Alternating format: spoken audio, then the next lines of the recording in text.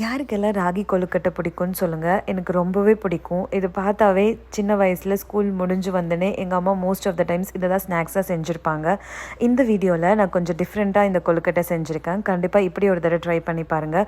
1 cup ragi மாவு எடுத்துட்டோன்னா 1 cup brown அவல் இருக்குல்ல, அது கூட ஏலக்காய் சேர்த்து ஒரு மாதிரி கொரன்னு அரைச்சி வச்சுக்கோங்க. அது கூட 3/4 கப் துருவின தேங்காய், அதுக்கப்புறம் ஜாகரி, கொஞ்சம் கீ, இதெல்லாம் போட்டு நல்லா மிக்ஸ் பண்ணி உருண்டை பிடிச்சி வச்சுக்கோங்க. கீ போட்டிங்கன்னா கொஞ்சம் சாஃப்டாக இருக்கும், இல்லாட்டி ஒரு மாதிரி காஞ்சிரும் கொஞ்சம் நேரத்துலையே. நம்ம ஸ்டீம் பண்ணும்போதும் சரி, கொஞ்சம் கீ அப்ளை பண்ணுறதுனால கொஞ்சம் நேரம் ஆனால் கூட அது ரொம்ப சாஃப்டாகவே இருக்கும். இந்த மாதிரி ஜாகரி உருக்கி செய்கிறது வந்து கொஞ்சம் டிஃப்ரெண்ட்டாக இருக்கும், நல்லா டேஸ்ட்டாக இருக்கும்.